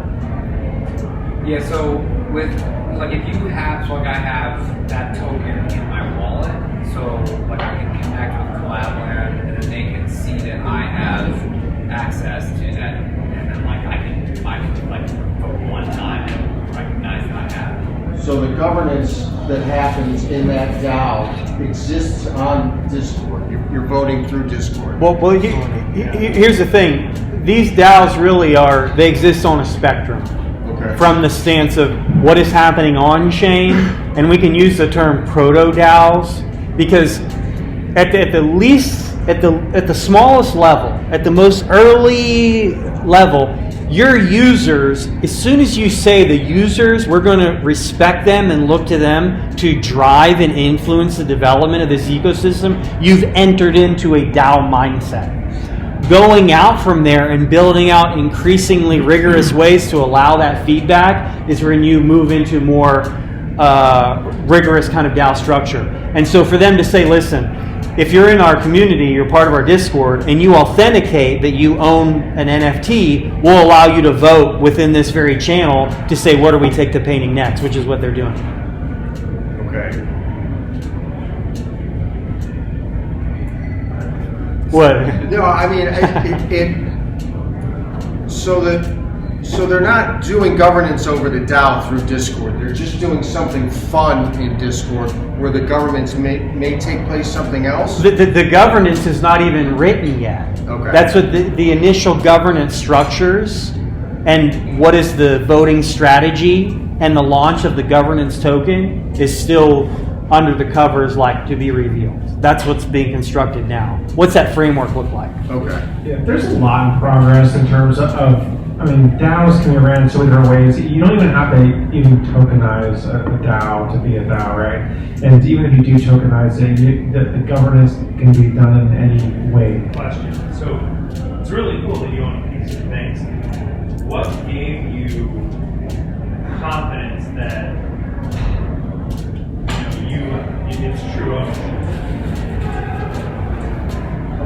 Well, so for me, when I went into it and I read what they were doing, it was because they do not have, like, the way that Particle set up their business is that, or their project, is that they're not saying, hey, you're going to own part of the fancy and we're going to try to resell it 5 years from now, and then we're going to give you, a 20% return. What they're saying is, hey, we're going to buy this painting, we're going to, and it's always going to be owned by the collective, right? And it's going to move to various art museums or galleries, and you will always have a ticket to that, or you'll be able to vote on future things. So it's really more like, do you want to be a part of us buying this painting and owning it as a group? So I didn't look at it like an investment. I thought that was a really interesting idea and worth money. Yeah. There's still a level of trust there, right? And another example is, I'll give a little quick, I'm sorry for hijacking your time, Justice. A little bit of personal stories in terms of DAOs that were investment and money based that I did well on. So when Justice loaded up the list of all the top DAOs, right? One of the top that's very popular is one called the Olympus DAO. And that was kind of like my bread and butter. That was my specialty of analyzing all the Olympus DAO forks end of last year, and how like they really like Olympus DAO. Well, they don't quite pitch themselves as treasuries and investment funds, like had all the software and code of what's there for you to create like a mutual fund or an ETF where, there was this treasury, there was separation so that it couldn't be hacked. You could put money into the treasury, you couldn't really take it out there, you could have stake on it, right? And I thought this was super revolutionary. I dove really deep into it. There are a million different forks of this Olympus DAO. This all happened between September of last year up till January of this year. They build treasuries, right? And there were all these like little financial gimmicks that make you think you're making all this yield. That was kind of, I don't know, it's kind of pretend almost. But there's still what were these underlying treasuries that people put into, right? And there are lots of these treasuries where, say there was $50 million in the treasury, but you added up all the total tokens for it and divide by its market cap, it would only be $25 million, right? So, like, you could basically double your money for this ownership stake, but someone else has to agree. Someone else has to say, yeah, you can trust that who's ever running this treasury fund is going to do something ethical with it, right? That they would actually ever distribute it, and like with particle DAO, you have that ownership, right? That's only worth as much as what others deem that ownership percentage to be, and it's probably going to be pretty good. It's probably going to work, and there is some small element of centralization there, right? You need some intermediary, something that has to like help make decisions there, right? And things like Gnosis, right, multi-sigs are really great so that no one person can just come in and just steal everything, right? Like it's got to be a pretty group takeover, basically. So, like that's one nice. So there still has to be some select group of people that has to make a decision and has to be responsible for the custody elements of that. So one thing that I saw in this space, that there were these two. I did a lot of research. There were these two DAOs that were kind of these Olympus DAO forks. They were heavily undervalued, lots of FUD spread around them, but I researched their team and like I felt confident that they wouldn't rip off their users, or mostly confident. I was investing pretty heavily in them. One was called Spartacus DAO, one was called Papa DAO. And they both had treasury disbursement events. So where I got 30 cents on the dollar for them and tripled their money basically overnight. But there were also some of these DAOs where like they basically ran away with the money. And that happened lots of times. There were lots of scams, people trying to convince people that there are this investment funds and it wound up being people just a money grab. So there's that element of it too. So it's still crazy world, but there are legitimate people out there that are trying to make legitimate projects that are interesting, and they're not always have to do with investments, right? They can be about being a part of something, right? Even like art is a really great example. Like when we see NFTs, when we see fractionalizing, like for some people it just feels good to like I just said, awesome. You could say pretty confidently, and it is verified launching, you own a piece of Banksy. That is cool. So, you about Bitcoiners, right? This could that's like the ultimate reserve currency, the ultimate digital gold. There will never be enough Bitcoin in the world for every millionaire to own one. Never, right? Even today's day, it's impossible. So it's mathematically impossible. So if there are people in this room who own at least one Bitcoin and call it a whole coiner, so don't just take pride in that. Is it going to be worth a lot? Will it be worth a little? Who knows? But like you're in this community, you're in this sense of community, but also a belief that you have, and it makes you feel good. Collectibles. If you think about different commodities, assets, and everything, think about real estate, think about stocks. The one thing that people don't think about a lot are collectibles. Like, if you were to take things like baseball cards and magic cards and comic books, and if you were to get the ground level of those things, and you were to graph like the value of those based on the stock market and everything, those things generally outpace that stuff, right? Like, there are things that really can be considered, priceless in the very long run when they're that scarce, right? So things like Bitcoin, Ethereum, that could be some of those things. But yeah, fractionalizing lots of things, and DAOs are all a piece of that. So anyway, my opinions, my experience. Yeah.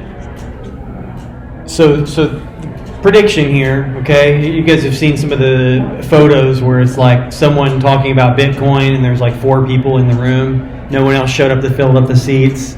It's like, that's still the reality. That's how early all of this is. And the reality is, my prediction is DAOs are replacing contracts, companies, and nations with code. Sounds crazy. It sounds maybe as crazy as a digital currency becoming the digital currency full stop, or a digital currency becoming the world's reserve, value.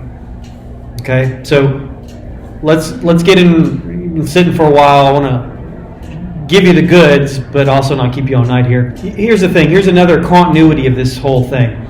We tend to think of the product or the unit of value as the thing that's produced. But here we are, we're rushing at light speed into the future, and there's a deeper level. And this deeper level was even talked about by Eric Ries and the Lean Startup and all this. The bigger thing of value is the engine of innovation, the organization itself. Because you can miss a product and be like, hey, this didn't land. But as long as you have the organization and the engine that can continually produce innovation, you're always winning. You can have a bad egg, but if you have the chicken laying golden eggs every so often, you're in it.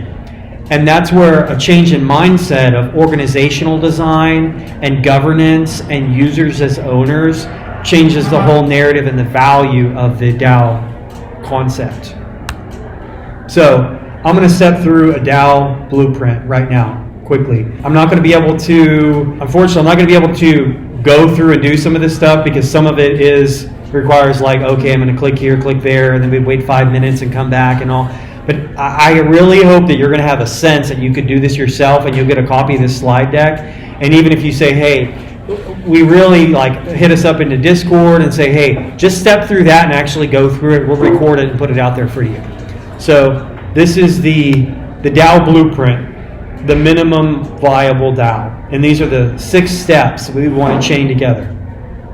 First is the decision on platform. The second is capital, how you raise the money. 2 is how do you create a community dynamic among those people who donated money. How do you manage the treasury? How do you identify and own the brand? And lastly, how does governance take place? When these things are in place, it sounds like a lot. This is just a handful of tools. Impossible a few years ago. When you do this, suddenly these are the bare minimum essential pieces of this prerequisites for making an engine of innovation. So first up, the platform. People talk a lot about gas fees. That's an old story. L2s. Ethereum was never intended to be the end-all, be-all. Ethereum was always intended to be a platform on which other platforms build. It's a platform for application development, not necessarily individual users. Why is that? Because the demand is so high. Raise your hand if you heard of L2s. Okay, so this is just a snapshot of L and how much money they're holding and kind of how effective. You use one of these L2s to build your entire DAO toolchain on, you're not paying $300 for a transaction on complex transaction. You're paying 3 cents, all right? But there's also XDAI. XDAI, rebranded to Gnosis Chain, is not an L2. It's an alternative L1, but it's an EVM, Ethereum compatible virtual machine smart contract platform that is utilized heavily, specifically in the DAO space. Because here's the thing, in the DAO space, HODL's not the game. The game is build value, compensate workers, and keep this whole community running. On Gnosis Chain, you can go there right now and basically run all this tooling for very little money. I set some of this stuff up and it cost me less than $1. All right? Real straightforward. Okay? So first up, I want to talk about how a lot of people raise funds. I'm going to have to put that down and just scream because I do want to click on some of this stuff. I mentioned before that Mirror is kind of a blogging platform that allows you to do crowd funds. So I'm clicked over into Mirror right now. The idea with Mirror is you actually log in with your wallet, and when you log in, it recognizes your .eth, and that's your identity. I'm in a dashboard right now, and it's saying, hey, do you want to do a crowd fund for this post? The idea is you write a blog post, you sell NFTs in the bottom, that's your crowd fund. And it gives an example here of this one. And you can go here and see This was basically what they're trying to do, and then down here, what their target was. They wanted to raise 20,000. They got the 20,000, and these are the 41 backers, and who backed it, who took it where it needs to be. All right. So this is mirror.xyz. What's it look like when you log in? I'll come here.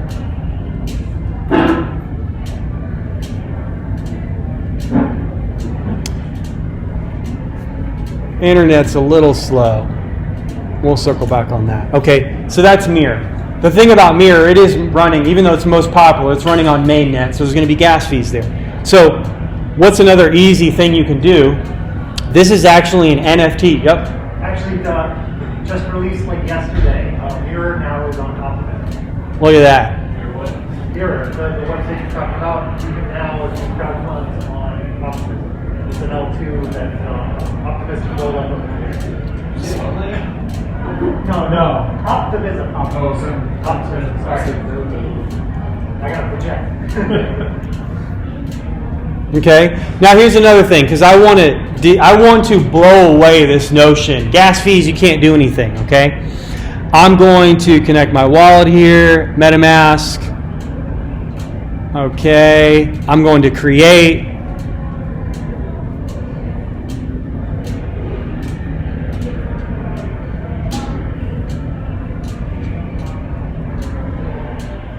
This is my attempt at drawing the Ethereum diamond. Okay. Now you can see I'm connected under ZeroXJustice.eth, and I have $227 of XDAI in here. All right. I'm going to come up here, and I'm going to make 10 of these, and call it the Yo Dog. You know. Here's why. This is on XDAI. I'm going to change networks. Here we are now. Now try. Oh, okay. Go back into MetaMask. Live demos. I know, right? That's what I Live get. demos. I'm connected. I'm good. Just watch. Let me do this. Yeah.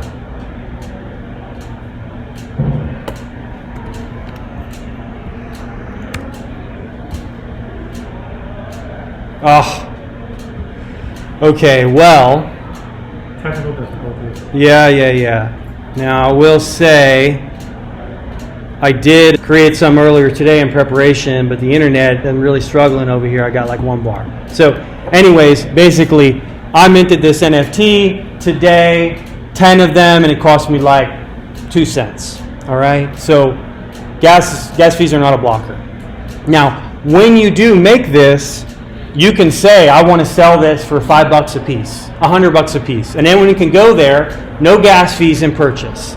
And then you can use those NFTs as the Kickstarter for your community, if that's the path you go. So there's a capital, right? Next up, community. How do you build kind of a gated community around people who did purchase these? This is where guild.xyz comes in. Guild is amazing. Check this out. I hopped right in. I'm already connected here. The first thing it wants to know is, do you want to do this on Discord or Telegram? Let's say I said, okay, I want to do Discord. Next thing I can say, what are the requirements? I want someone has to hold this NFT. I can do an allow list. They have to add a token, and I can stack these up using logical parameters. After this happens, on Discord, I can basically install the bot and then say, hey, anyone who has this NFT, when they go to Discord, they'll be prompted to authenticate. Discord will check through this and say, hey, do they hold? And if they hold, now they have access. So you've created that gated community. All right? This is free to use. Okay. A real popular one is CollabLand. And this is an alternative to CollabLand, which provides a little more programmatic access. Now, mind you, this does all this logical stuff across chains. You can, in the particle instance, we say, at least right now, is we say, hey, you have to own a particle NFT, which is on, right? And then the governance token, if it's on another chain, that will contribute to your voting weight. That's the creative freedom you have here. So you've raised some money, you've created community, people get access with that way, you've done it without spending any money less than what you would spend on forming an LLC, and you've done it totally anonymously and allowed anyone in the world to participate, this is the roadmap on what a guild.xyz is making possible. Now, you can't read it from there, but this is basically like they're going to build this out for GitHub, Notion, Google Drive, Twitter, multi-chain across all the chains, any type of programmatic description on access layers you would want. All right? Okay, next up, treasury management. This is where the multi-sig comes in. Raise your hand if you ever heard of a multi-sig.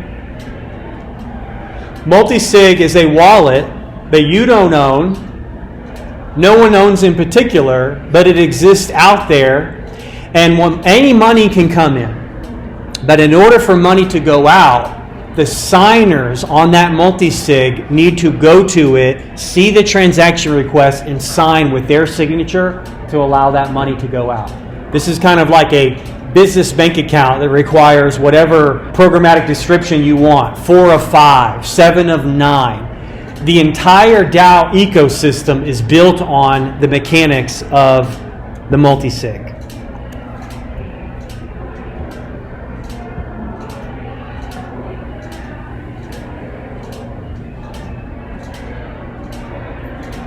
Okay, let's see here. Okay, I'll show you one here. This was, sneak peek, plug on Bankless DAO. This was the Bankless DAO website multi-sig. At the beginning of the season, there was something like $15,000 in here. I, as a project manager, bounty out the different tasks that need to happen. When at the end of that increment, that week, 2 weeks, we say, okay, let's pay up everybody for the work they've done, I would go in here and initiate a transaction. When I would initiate that transaction, I would ping on Discord or whoever the multi-signers on here, and you can see their settings.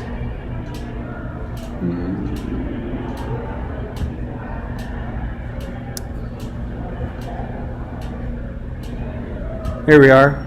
You can see these are the individuals, and there's a policy that 4 of the 7 need to sign yes before the money is sent out. So I would ping them, send them a link, and say, hey, we're paying out for the last 2 weeks. Everyone would have to see, and as long as 4 of the 7 went ahead and signed it, then finally that money would be sent out. Yep. What if someone kicks a can? Well, hence that's where you want to be, not 7 of 7, 4 of 7. So as long as 4 of the 7 individuals sign the transaction, you're good. If they all die, the money is locked for eternity. That's it.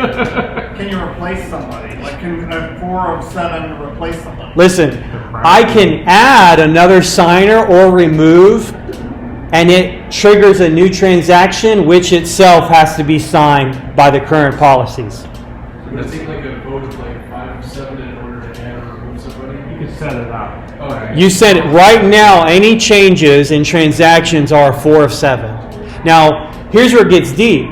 Because this is digital treasury, right, we can take an NFT, and that's how these things work. Like a Bored Ape or $1 million NFT, put it in this treasury.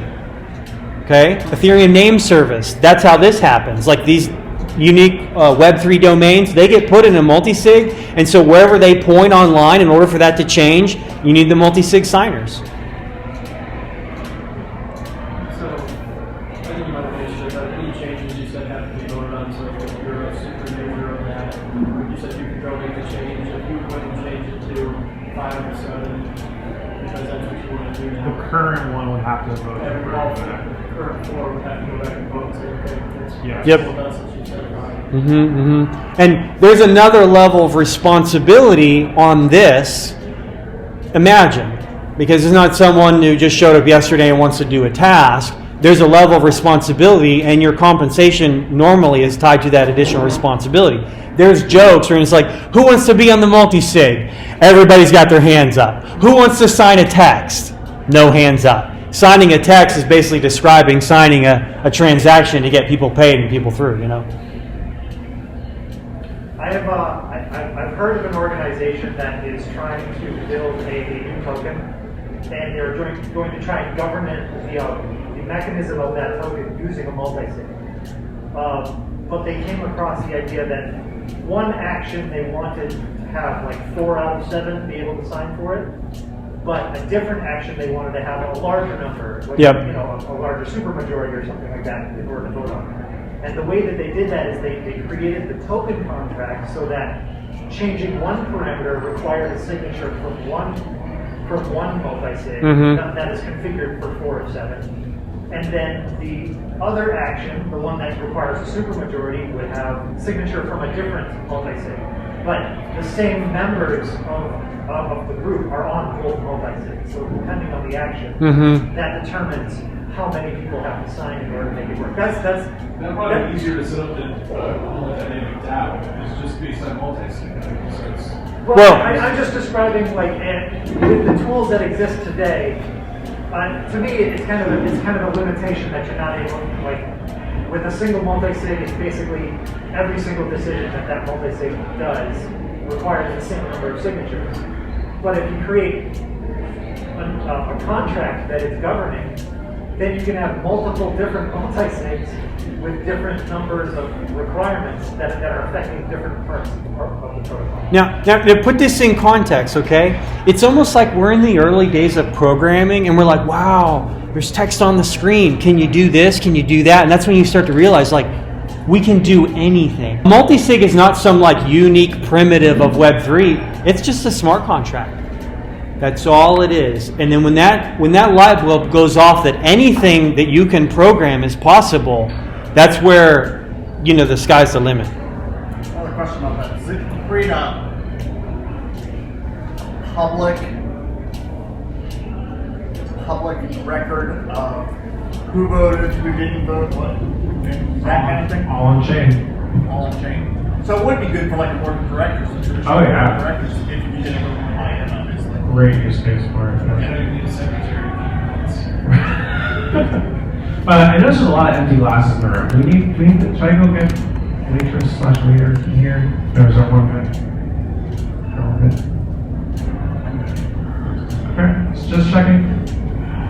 Now, someone mentioned the transparency and the usefulness of that. Imagine all this data is public on chain. There are tools like Dune Analytics that allow you to query everything on chain and create reports that are totally unrelated to any organizations you're even involved in. You can go in and create an entire report. Think about the mental model shift there, that you being able to query and generate reports for any company because it's all public data.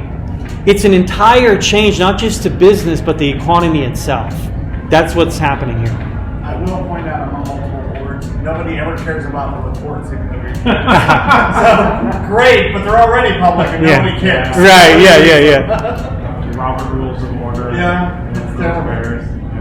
No, I mean, it's funny that you say that because a lot of the time it's like, you know, I work for the city of Cleveland. A lot of their stuff is public facing, right? Like you can watch the committee meetings on YouTube, but there's a huge kind of lift to get that information, which is voice information, to get it to text, and then to get it into searchable form. Like I understand with the reason, like, because that's a big joke. We'll make it, you know, we hide. What's the expression I'm looking for? It's obscuration through boredom, right? We publish these really long documents that nobody really wants to take the time to sift through. But if you turn that 1,000 pages into a query that can put you right on the thing you're looking for, that is a huge game changer. That's a reason why nobody cares about the reports, is because the reports are so big and the sort of obfuscation through boredom and volume of information can be cut through in something like that. So that would be a counter argument to that. If that makes any sense. I'm just talking. No, I mean, I was just, but it occurred to me because that's what, you know, a lot of times, you know, I know a lot of this is talked about in terms of business, but when you think about in terms of governance, you know, people just can't get the information they need because they have to bounce between 5 different bureaucrats, right? Legal research. Right, where I can just go, if I could just go to an SQL terminal and query, and then get my result back, and then now boom, I'm done. That creates a way to create governance experiences which have a lot less friction to them than the current pen and paper bureaucrat governance experience we have when we've got to call the IRS or we've got to get, you know, something done like that nature. So that's kind of what my interest is in that kind of, you know, how do you automate things which have traditionally been very cumbersome. Mm-hmm. Yeah. Even something like Ohio school systems, all of them in one database where you can query them and it's very valuable. Right. You can compare one against another, all kinds of things, you know. It doesn't even have to be every possible option, just bucket in them. Right? Mm-hmm. Any other questions on multi-sig stuff? Sorry, am I hijacked? No, not at all. Okay. So we've raised money. We've created a token-gated community, people who purchase it. We've stored the money in a multi-sig. Now what? Well, first off, we want to snatch up our brand. That's where ENS comes in. Now, you could skip this, but I don't know why you would want to. Imagine if you got a business, the business has a name. You're filing an LLC, there's a name. You want a website. ENS is the Ethereum naming system of Ethereum, of Web3, and that's that .eth. Now, when you purchase an ENS, fundamentally what you do is you just go to ENS, you do a search, you find a domain, you're like, yeah, this is the one I want. You go to purchase it, MetaMask is like, hey, do you want this? How much is it going to cost? You're like, yeah, good to go. That ENS is represented by an NFT. That NFT, now you hold that. That's your domain. That opens up the next possibility, which is governance. Right now, the predominant way in which these communities are run is through something called Snapshot.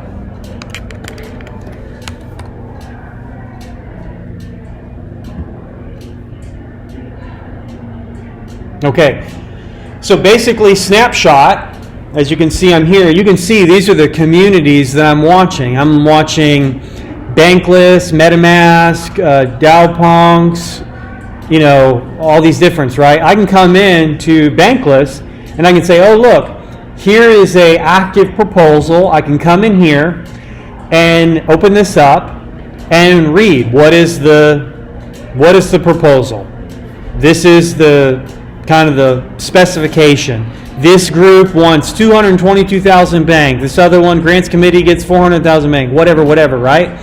Now, I'm able to come in here and vote on this, and I'm able to vote because in my wallet right now that I'm connected with, I hold Bankless tokens.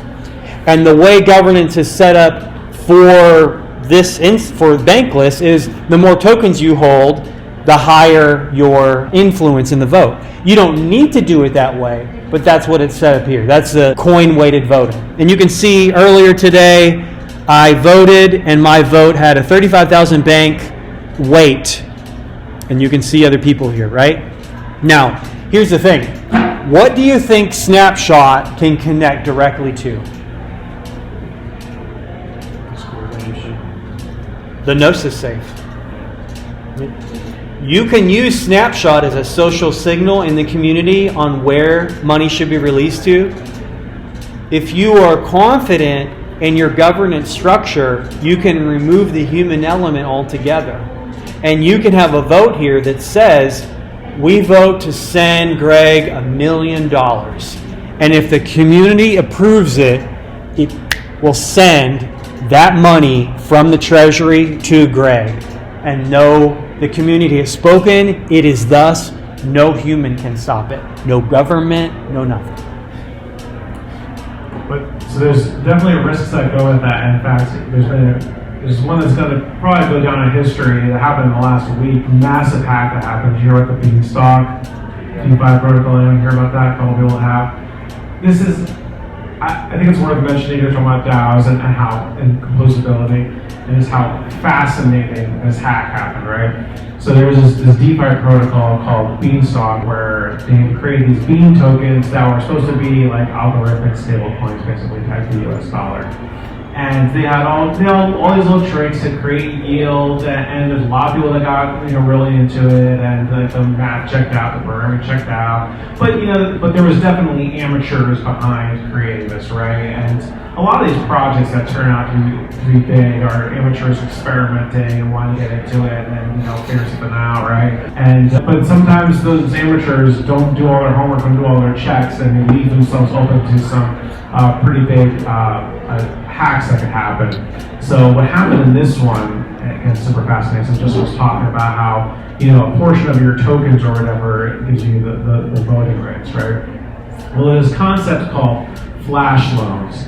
So what a flash loan is there's protocols like other lending protocols that you can tie together a bunch of transactions where you can take out a loan, do some hokey pokey magic with it, and turn it and get 5 or 10 or 1% or whatever in your money and pay back that loan in an instant in one transaction. Aave or whatever will charge you a 1% fee or whatever and say, sure, you can loan $1 million from us for a second for 1% interest, right? With no credit history or background, nothing. Right, but it's all in the code, right? So how this attack work is they create this flash loan, and it only would have worked if the code all checked out, where Aave's protocol would have been 100% certain that it would have gotten paid back that loan if all those transactions went through.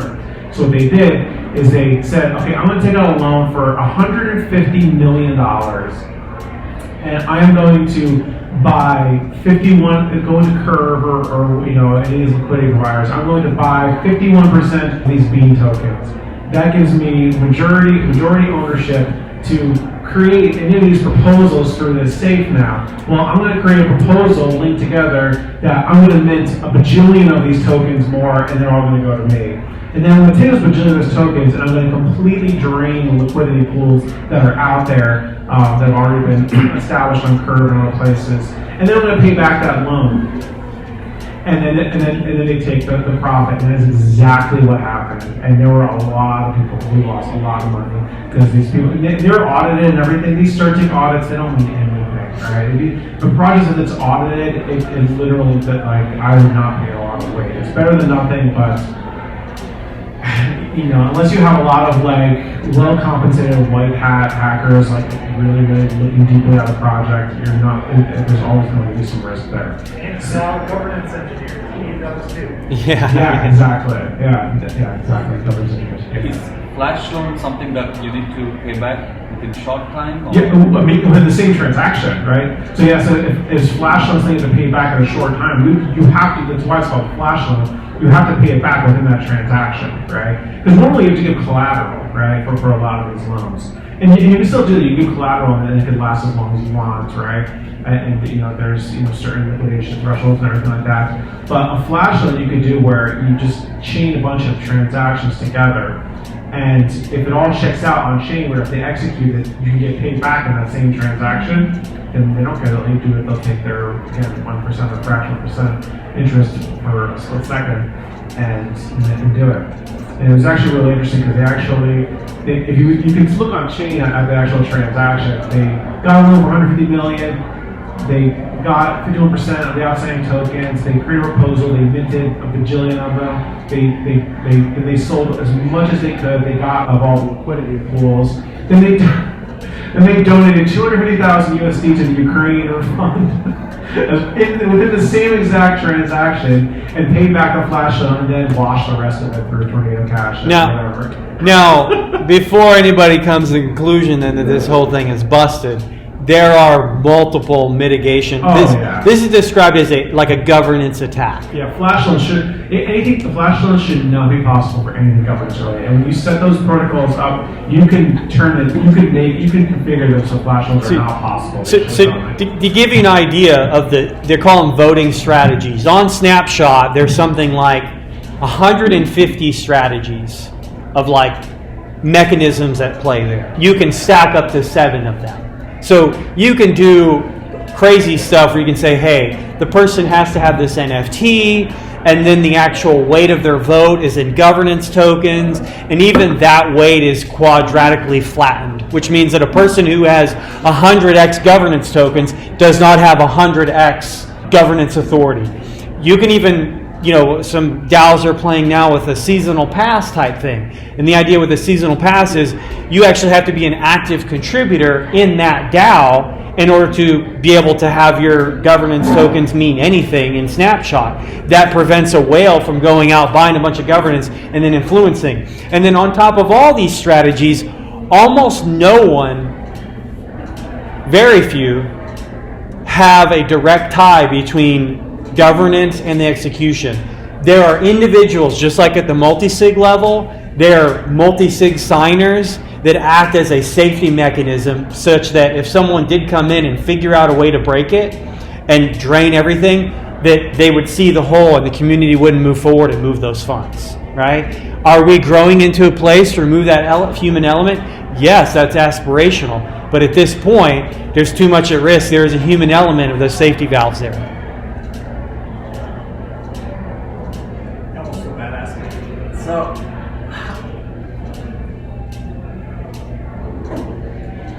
if you're setting it up around a vision or a nonprofit sort of idea, how do you stop a whale or a hostile majority from changing that vision? Is there a good mechanism? I'm glad you mentioned that, because here's the thing. And I can't say names, but struggling with this with traditional companies that are seeking to found DAOs or have DAOs extension of themselves. Because a traditional company has a vision, and guess what? There's people sitting at a desk that determine that vision. And the idea of a DAO is that it is a living organism that you no longer control. This is the impasse. If you still control it, it is a fake DAO. All right? If you're still keys to the mansion, right? And so there is a level of acceptance and release that has to be had to say, if the community tweaks, expands that vision, it must be able to do so by the very nature of it. I understand that, but that would be, all DAOs can be all things at any point in time. It seems kind of pointless as well. Well, here's the thing. There's a practical issue that DAOs came about for a reason. I'll use the example of Bankless DAO again, right? They came about, and there's a vision there established by the founders of the podcast of self-sovereignty with a highlight around self-sovereignty and financials. The DAO has taken on a more expansive vision of self-sovereignty and DAOing and all that, right? Would it serve the community has a vested interest in success? Why? Because we're all shareholders. We all hold governance tokens. We want the value of that to go up. If suddenly we say, hey, let's change to a collector DAO and start buying sports teams and building rockets, that's not in our vested interest. We already have a social and a public capital to build on. But there's nothing from stopping you from doing that. No. My question is there any enforceability to a general... If there is, do you have a DAO? And that's the question. I'm going to say no. Well, so there's a lot. It's a very complicated topic. We're going to talk a long time for this, right?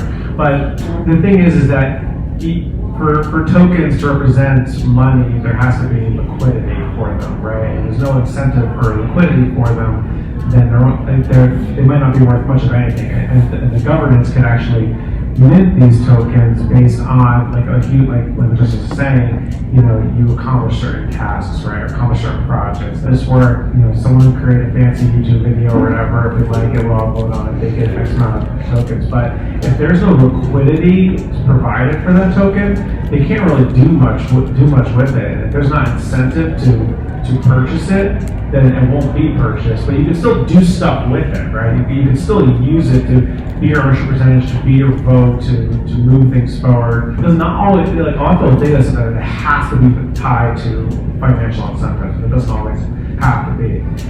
But if you're creating something that has value, it can be, usually does. But it doesn't have to. But if they're creating things like liquidity pools and certain governance proposals where if you have more of it, it gives you more voting rights, then yes, what you're saying is true. Then whales can come in and shape things, and that's a problem. In fact, there was a great podcast last year with Bankless and Metallic on it, where they're saying this token weighted voting is really BS.